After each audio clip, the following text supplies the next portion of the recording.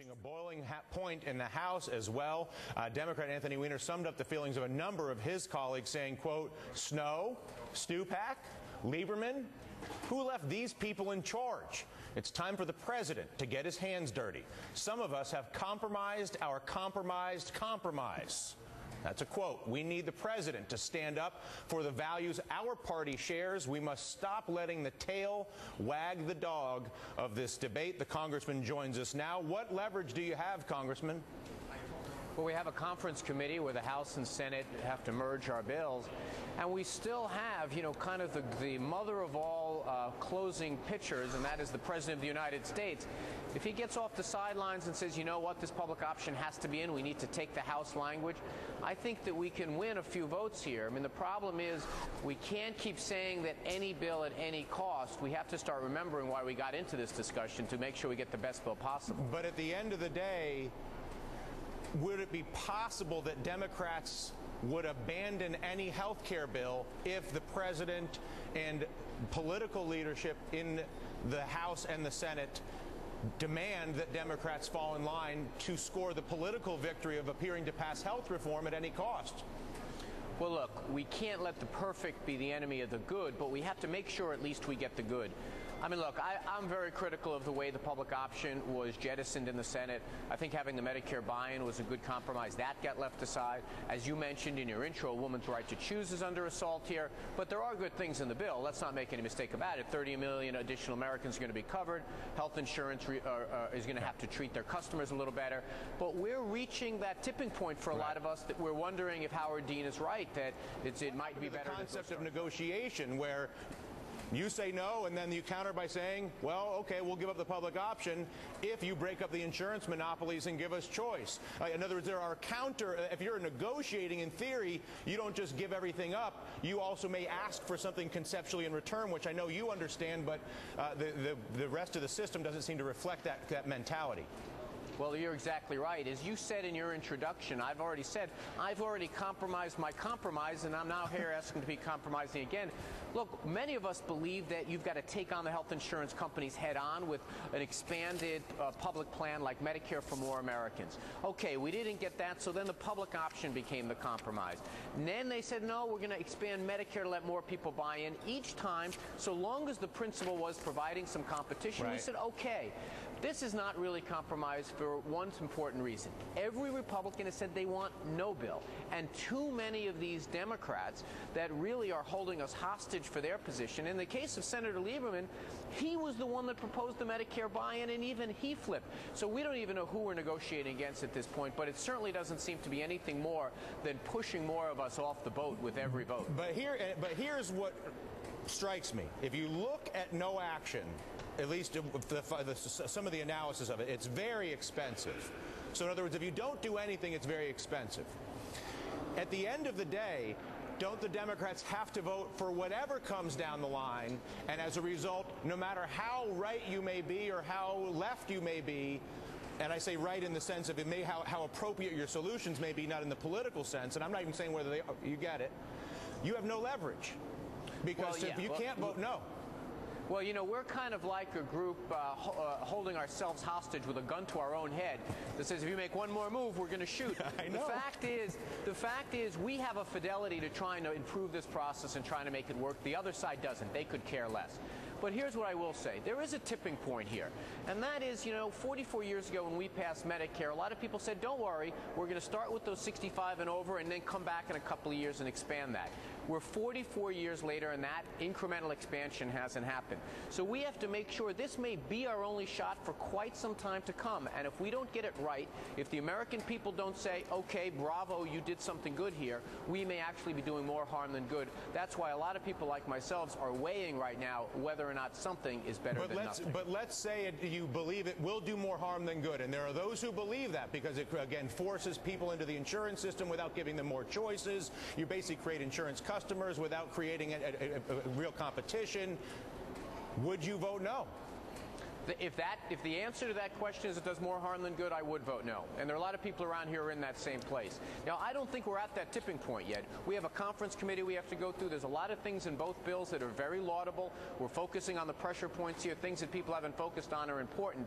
But that's the question we're asking. And I want to tell you something else.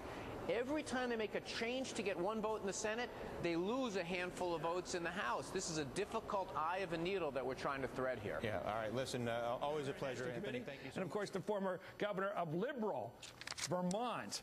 Now, here you are, sir, joining the right wing in this killing field on health care. You will bring this bill down. You will kill it. That is not what I said, Will you kill it? No. Okay. I would vote against it if I were in the Senate. Things in this bill.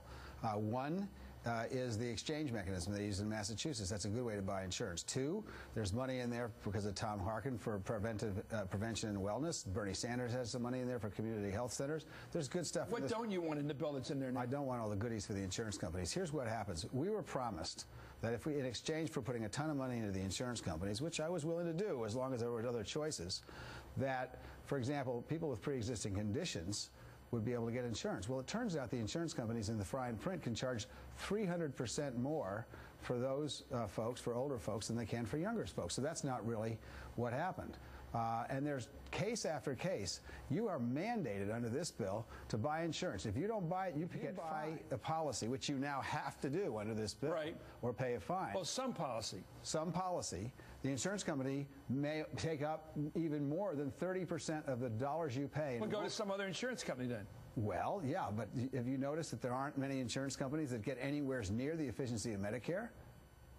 Well, we don't have Medicare for anybody under 65. Well, we could have. And that's what government would you like to have pass this bill? Because the government we have right now has 60 Democrats in it, and one of those 60 Democrats is Joe Lieberman of Connecticut, who refuses to go along with it. So you have 59 Democrats. Yeah, and you know what are we going to do about it? Well, luckily there's a procedure that's been used 23 times in the last 20 years, including recently by George Bush, to pass tax cuts. That's what should have been done. It wasn't done. But you can't do any of the reforms in insurance if you do it that route. You don't need the reforms in insurance. You're not going to do anything on pre-existing conditions? There are no reforms on insurance. That's just what I'm telling you. If you can charge somebody 3 times as much for an insurance policy, how are they suddenly going to afford, even if you now say, well, the insurance company's got to offer it, you can't afford it. So you would go through this reconciliation process and basically rip the Senate apart. You just do that? No, the Senate will rip the Senate apart. It's been used before. This process has been used 23 times. Create a new federal program like this. Times. When has it ever been used to create a federal program? I would use it to... Now, when has it ever been used to create a federal program as big as a seventh of the American economy? I would simply expand Medicare. That's simple. That's all you have to do. By reconciliation? Yes. And this wouldn't destroy the United States Congress. Why would it destroy the United States? Because the Republicans would simply say no more bills will be passed on any other matter. Excuse me. We have used this 23 times before. Not to create a major national program. A major national program wasn't created by George Bush when he ran us into trillions of dollars of debt. Yes, but what program did he create? He created enormous tax cuts of every sort. You're dodging the question. You can't create Medicare. You can't create Social Security by reconciliation. You can't create it. Dr. Dean's here with me now, making a very hard case, saying that you guys aren't tough enough, that you won't support the use of this procedure called reconciliation. Is he right or wrong? Are you not tough enough? He is wrong. We are tough enough, and you are right, Chris, about the process of reconciliation. It is not to be used to create broad additional new federal programs. Yes, it has been used in the past. It might have even been occasionally abused in the past, but you know what its purpose is. It's to reconcile budget numbers and to use for deficit reduction. Not governors like Governor Dean, who wants to eliminate the insurance companies in America. The president did not run on that. That is true, Governor. That is. The president didn't run on that. He ran on reforming it and fixing it. So Joe has a little different view of wanting the private sector to have more, at the table. I sort of agree with that, but I'm a little bit more open to compromise on it than he is. But nonetheless, we need 60 votes. We're still working with Olympia Snowe, hoping we can get her vote as well. Well, good luck, Senator Mary Landrieu. Thank you. You had a last thought, Governor? Yeah, well, first of all, that's obviously not true that I want to eliminate the insurance market. Second of all, I'd be interested to know why Senator Landrieu... Well, you just spent a half an hour beating up on them, Howard, Mary, I'd like to know why you deny my people the choice to sign up for an alternative. You are forcing us into insurance companies. You took away our choice. You took away our choice. We're in overtime here. 30 seconds for the governor and then 30 seconds for the senator. You would not let us choose another program. You forced us into the insurance industry. We don't want to be forced into the insurance industry. You took away our choice. Okay, your response, the final response by the senator. You never had that choice to begin with. The president campaigned on it, Mary. No, the president of the United States campaigned for it. Yes, he most certainly did. He most certainly did. He absolutely did. You are not accurate in that. He campaigned for the federal employee benefit with a public option. That's what he campaigned for. The insurance that you have, you'll be able to keep it. And he also said there will be a public option along with a federal employee benefit package. That is what he said. Look, Governor, just stop for a second, Governor. I've got to let the senator respond. No public option. The senator gets to respond. Is that your last word, Senator? Because I want you to have the final word. Yes, my last point. Thank you, Chris. In the bill that the governor is now saying he's not for, there is a national nonprofit option that gives the same choices that members of Congress and federal employees have. If that's not enough, I don't know what.